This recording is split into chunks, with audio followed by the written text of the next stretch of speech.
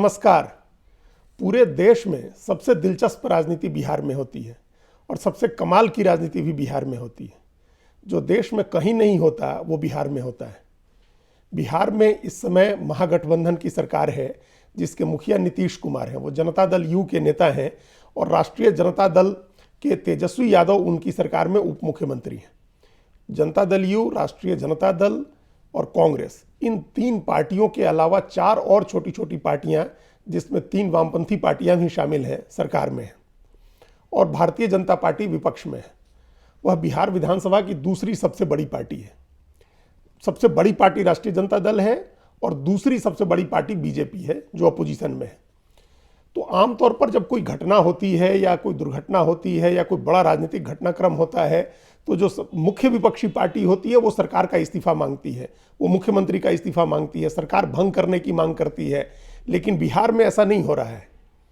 बिहार में भारतीय जनता पार्टी ने कहा है कि नीतीश कुमार अब पद छोड़ दें और तेजस्वी यादव को मुख्यमंत्री बना दें। अभी पिछले दिनों बिहार में एक घटना हुई है। सारण जिले में जहरीली शराब पीने से कोई 60 से ज़्यादा लोगों की मौत हो गई है। हालांकि सरकारी आंकड़ा इससे कम का है, लेकिन जो मीडिया की रिपोर्ट है उसके मुताबिक 60 से ज़्यादा लोगों की मौत हुई है और उसको लेकर के दोनों तरफ से जुबानी जंग चल रही है। नीतीश कुमार ने बहुत दो टूक अंदाज में कहा कि जो पिएगा सो मरेगा, और उन्होंने ये भी कहा कि किस बात का मुआवजा, शराब पीकर के मरने वालों को किस बात का मुआवजा दें। दूसरी ओर भारतीय जनता पार्टी मुआवजे की भी मांग कर रही है और सरकार को जिम्मेदार ठहरा रही है। लेकिन सरकार को जिम्मेदार ठहरा करके भारतीय जनता पार्टी ये नहीं कह रही है कि आप मुख्यमंत्री इस्तीफा दे दें और सरकार भंग हो और फिर से चुनाव हो। भारतीय जनता पार्टी ये कह रही है कि मुख्यमंत्री नीतीश कुमार इस्तीफा दे दें और तेजस्वी यादव जो अभी उप मुख्यमंत्री हैं उनको मुख्यमंत्री बना दें। ये बात आधिकारिक रूप से भारतीय जनता पार्टी के नेताओं ने कही है बिहार में। और ये एक बड़ा दिलचस्प संयोग है कि जिस दिन भारतीय जनता पार्टी के नेताओं ने ये बात कही, उन्होंने रविवार को ये बात कही, उसके 2-3 दिन पहले ठीक यही बात प्रशांत किशोर ने कही थी। देश के जाने माने चुनाव रणनीतिकार जो इस समय बिहार में अपनी जन सुराज यात्रा कर रहे हैं, उन्होंने भी 3-4 दिन पहले कहा था कि नीतीश कुमार को अब पद छोड़ देना चाहिए और तेजस्वी यादव को मुख्यमंत्री बना देना चाहिए। उन्होंने ये बात दूसरे संदर्भ में कही थी। असल में उससे पहले नीतीश कुमार ने एक बयान दिया था जिसमें उन्होंने कहा था कि 2025 के विधानसभा चुनाव में महागठबंधन का नेतृत्व तेजस्वी यादव करेंगे। यानी उस समय जो महागठबंधन है वो तेजस्वी यादव के चेहरे पर चुनाव लड़ेगा। उसका संदर्भ देते हुए प्रशांत किशोर ने कहा कि नीतीश कुमार 2025 तक क्यों इंतजार करना चाहते हैं, वो पहले ही पद छोड़ दें और अभी ही तेजस्वी यादव को मुख्यमंत्री बना दें। ये बात उन्होंने कही, ये प्रशांत किशोर ने कही, जिनको थोड़े दिन पहले तक तेजस्वी यादव की शिक्षा को लेकर के बड़ी गंभीर आपत्ति थी। और उन्होंने कई बार कहा था कि 9वीं पास आदमी देश का बिहार का उप मुख्यमंत्री है। और प्रशांत किशोर ने यह भी कहा था कि उनकी तेजस्वी यादव की एकमात्र योग्यता यह है कि वे लालू यादव के बेटे हैं। तो जिनका विरोध करते थे वंशवाद के नाम पर, कम शिक्षा के नाम पर, उन्होंने कहा कि 9वीं पास आदमी उप मुख्यमंत्री है। उन्हीं प्रशांत किशोर ने कहा कि तेजस्वी यादव को मुख्यमंत्री बना देना चाहिए है नीतीश कुमार को। और उन्होंने ये बात कही और उसके 2 दिन के बाद भारतीय जनता पार्टी ने यही बात दोहरा दी। भारतीय जनता पार्टी ने भी कहा कि नीतीश कुमार इस्तीफा दे दें और तेजस्वी यादव को मुख्यमंत्री बना दें। अब सवाल है कि चाहे प्रशांत किशोर हो जो चुनाव रणनीतिकार है और बहुत सफल चुनाव रणनीतिकार है, इसमें कोई दो राय नहीं है कि हाल के दिनों में या आजाद भारत के इतिहास में कोई एक व्यक्ति ऐसा नहीं हुआ है जिसने इतने अलग अलग पार्टियों के लिए चुनाव प्रबंधन का काम किया हो और सफलता हासिल की हो। इसलिए उन्होंने ये बात कही तो उसके पीछे कोई ना कोई कारण रहा होगा, कोई ना कोई राजनीतिक कारण होगा, कोई ना कोई राजनीतिक वजह होगी जिससे उन्होंने कहा कि तेजस्वी यादव को मुख्यमंत्री बना देना चाहिए। और भारतीय जनता पार्टी भी ये बात कह रही है तो उसके पीछे भी कोई ना कोई राजनीतिक वजह है। अब सवाल है कि वो राजनीतिक वजह क्या है जिसकी वजह से प्रशांत किशोर और भाजपा दोनों चाहते हैं कि तेजस्वी यादव मुख्यमंत्री बन जाए। उसका सबसे बड़ा कारण यह है कि जिस तरह से सारी पार्टियां एक ऐसा शत्रु खोजती हैं, एक ऐसा प्रतिद्वंदी खोजती हैं जिससे वो आसानी से लड़ सकें, उसको हरा सकें या जिसको हराने की संभावना हो, उसी तरह से भारतीय जनता पार्टी और प्रशांत किशोर की नज़र में तेजस्वी यादव और राष्ट्रीय जनता दल ऐसा प्रतिद्वंदी है जिससे वो लोग आसानी से लड़ सकते हैं, जिसको हरा सकते हैं। उनके लिए उनके वश में नहीं है कि वो नीतीश कुमार से लड़ पाए। नीतीश कुमार से लड़ना बीजेपी के वश में भी नहीं है और ऐसा लग रहा है कि प्रशांत किशोर के वश में भी नहीं है। इसलिए दोनों चाहते हैं कि तेजस्वी यादव को मुख्यमंत्री बना दिया जाए और सीधी लड़ाई तेजस्वी यादव से हो जाए। तेजस्वी यादव से सीधी लड़ाई होने का क्या क्या फायदा है बीजेपी को, ये उत्तर प्रदेश के अनुभव से भी सीख समझ सकते हैं या बिहार के ही संदर्भ को लेकर के आसानी से समझ सकते हैं। उत्तर प्रदेश में अखिलेश यादव मुख्यमंत्री रहे, 5 साल रहने के बाद वो लगातार 2 चुनाव हारे हैं। तो अब वहाँ स्थिति ये है कि अखिलेश यादव के पास सिर्फ मुसलमान और यादव का वोट है, वो 30% का वोट है, उतना उनको मिलता रहेगा। उससे ज़्यादा कोई नया वोट जोड़ना उनके लिए बहुत मुश्किल है। बिल्कुल यही स्थिति बिहार में तेजस्वी यादव की हो जाएगी। अब बाद के दिनों में अगर 1995 का चुनाव छोड़ दें तो बाद के दिनों में लालू यादव की भी यही स्थिति हो गई थी कि वो सिर्फ मुसलमान और यादव के नेता थे। 90 में और 95 में वो सभी पिछड़ों के नेता थे, पिछड़ों के मसीहा थे।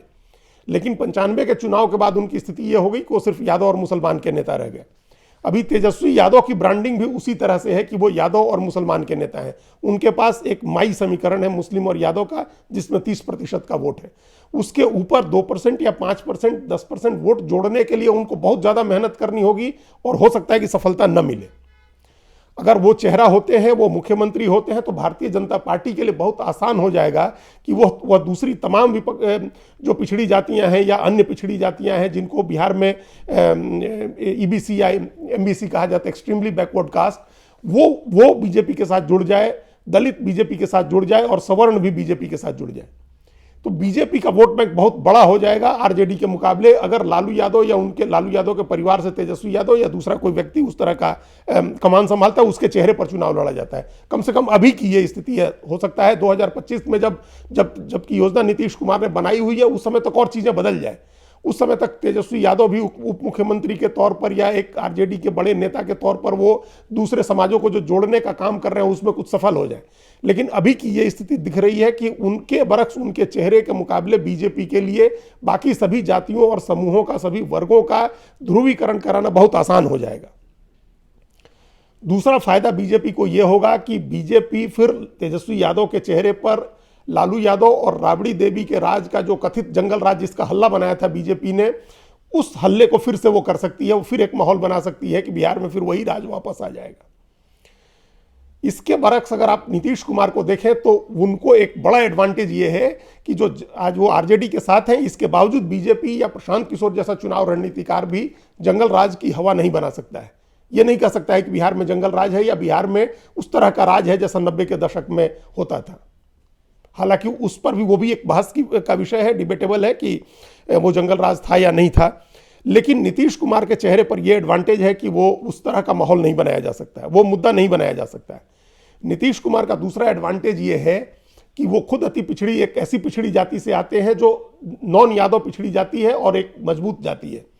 और अगर उस जाति का दायरा देखे, उनकी अपनी जाति को छोड़ दे, तो उससे मिलती जुलती जातियों का दायरा बहुत बड़ा है। वो कोई 10-12% वोट होता है, कम से कम 8% तो होता ही है, जिसमें कुर्मी, कोयरी, धानु, ये उस तरह से मिलती जुलती जो मझोली जातियां हैं, जो खेती करती हैं और सब्जियां उगाती हैं, इस तरह की जो जाति है, उनका एक बड़ा आधार है उनका अपना नीतीश कुमार का। और उसके अलावा जो बिहार की जो सबसे पिछड़ी जातियां हैं, सबसे वंचित जातियां हैं, सबसे हाशिए पर का जो समूह है, उसको नीतीश कुमार के चेहरे से एक भरोसा मिलता है। उसको लगता है कि नीतीश कुमार उसके लिए काम कर रहे हैं।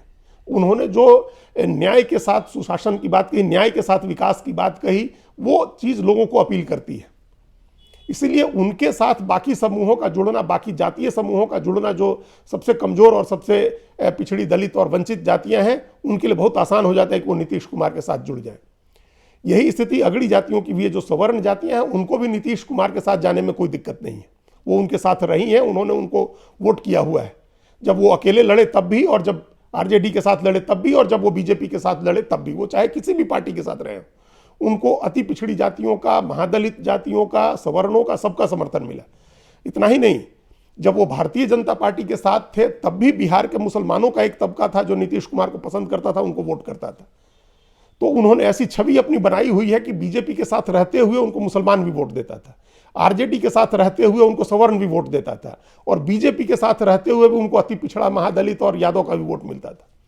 तो ये वो एक उनकी ऐसी छवि है, उनका एक ऐसा चेहरा है कि वो चेहरा अगर नहीं हटता है बीच में से, तो बीजेपी के लिए इस महागठबंधन से लड़ना बहुत मुश्किल है, लगभग नामुमकिन है। उनके साथ एक और बड़ी बात है नीतीश कुमार के साथ कि महिला, एक विमेन कॉन्स्टिट्यूएंसी को सबसे पहले अगर इस देश में किसी ने डेवलप किया तो वो नीतीश कुमार थे। देश में कई महिलाएं मुख्यमंत्री हुई, प्रधानमंत्री भी हुई, लेकिन इसके पहले किसी एक नेता ने इस तरह से नहीं अपने को, महिलाओं ने किसी एक नेता के साथ इस तरह से नहीं जोड़ा था जैसा नीतीश के साथ जोड़ा।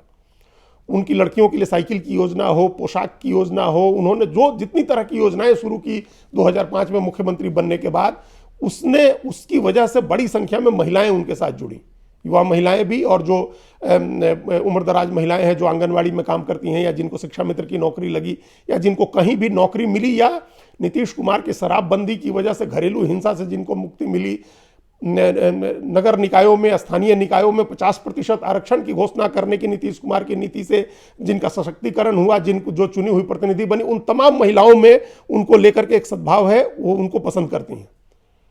तो चाहे महिलाएं हो, दलित हो, महादलित हो, पिछड़े हो, अति पिछड़े हो, सवर्ण हो या मुसलमान हो, नीतीश कुमार ऐसे नेता हैं जिनको हर वर्ग का आदमी वोट देता है। तो अगर भारतीय जनता पार्टी चाहती है कि बिहार में 2015 टाइप का नतीजा ना हो, जब 2015 के विधानसभा में बीजेपी अकेले लड़ी थी नीतीश कुमार से अलग होकर के, अकेले क्या लड़ी थी, 4 बड़े नेताओं की पार्टियों के साथ गठबंधन भी किया था उसने। उपेंद्र कुशवाहा की पार्टी उस समय थी राष्ट्रीय लोक समता पार्टी, जीतन राम मांझी की पार्टी थी उस समय हिंदुस्तान अवाम मोर्चा, इन सब के साथ रामविलास पासवान की लोक जनशक्ति पार्टी, इन सब के साथ बीजेपी का तालमेल था 2015 में। इसके बावजूद ये पूरा गठबंधन 59 सीट पर, 59 सीट पर सिमट गया था, जिसमें बीजेपी को 54 सीटें मिली थी। तो उस तरह की स्थिति न हो, बीजेपी आगे के किसी चुनाव में उस तरह की गति को न प्राप्त हो, उसके लिए जरूरी है कि नीतीश कुमार का चेहरा हटे। नीतीश कुमार जब तक है तब तक बीजेपी के रास्ते की वो बड़ी बाधा है। या तो फिर बीजेपी को उनको अपने साथ लेना होगा, या उनके साथ उनके नेतृत्व में अगर कोई लड़ाई होती है तो हार अवसंभावी होगी। ऐसा अभी तक का जो इतिहास है, राजनीतिक इतिहास बिहार का, उसमें यह दिखता है। नीतीश कुमार के साथ एक खासियत ये और भी है कि वो अस्मिता की राजनीति, आमतौर पर बिहार में अस्मिता की राजनीति नहीं होती है। बिहार के लोग अपने को पूरा देशी मानते हैं। उन्होंने कभी बिहारी अस्मिता का ऐसी कोई चर्चा इसके पहले नहीं सुनने को मिली थी, लेकिन अब सोशल मीडिया के जमाने में बिहारी अस्मिता की बात भी सुनने को मिलती है। और जब बिहारी अस्मिता की बात होगी तो अच्छे या बुरे संदर्भ में बिहार से सिर्फ 2 ही चेहरे हैं। अगर शत्रुघ्न सिन्हा को हटा दें या पंकज त्रिपाठी और मनोज वाजपेयी जैसे फिल्मी सितारों को हटा दें, तो 2 ही ऐसे चेहरे हैं राजनीति में जो बिहारी अस्मिता का प्रतिनिधित्व करते हैं सारी दुनिया में। वो लालू यादव हैं और नीतीश कुमार है। बीजेपी के पास कोई ऐसा चेहरा नहीं है। नीतीश कुमार ने बिहार को विशेष राज्य का दर्जा देने की मांग करके बिहारी उपराष्ट्रीयता का भी दांव खेल चुके हैं वो। तो उस नाते भी वो उनका चेहरा है जो बीजेपी के रास्ते की बाधा बनेगा। तो यही कारण है कि भारतीय जनता पार्टी चाहती है कि नीतीश कुमार अभी सीन से हट जाए, किसी तरह से वो अभी गद्दी छोड़ दें और अभी तेजस्वी यादव को मुख्यमंत्री बना दे, फिर उनसे बीजेपी लड़ लेगी। जहां तक लोकसभा चुनाव की बात है 24 में, उस समय नीतीश उतने प्रभावी हो सकता है ना हो, क्योंकि नरेंद्र मोदी के मुकाबले उनका चेहरा राष्ट्रीय स्तर की राजनीति के लिए अभी पका नहीं है, अभी नहीं बना है उस तरह से। वो आगे 2 साल हो सकता है मेहनत करे तो बने, लेकिन अभी नहीं है। तो ये एक कारण है और यही राजनीतिक कारण है जिसकी वजह से प्रशांत किशोर ने भी कहा कि नीतीश कुमार हट जाएं और तेजस्वी को सीएम बना दें। और इसी वजह से बीजेपी भी चाहती है कि नीतीश कुमार हट जाएं और तेजस्वी को सीएम बना दें। तेजस्वी अगर सीएम बन जाते हैं, नीतीश कुमार का चेहरा हट जाता है, तो बीजेपी के लिए लड़ाई काफ़ी आसान हो जाएगी। जब तक नीतीश मुख्यमंत्री की कुर्सी पर बैठे हैं, गठबंधन की कमान संभाल रहे हैं, तब तक बीजेपी के लिए उनसे लड़ना बहुत मुश्किल है। धन्यवाद।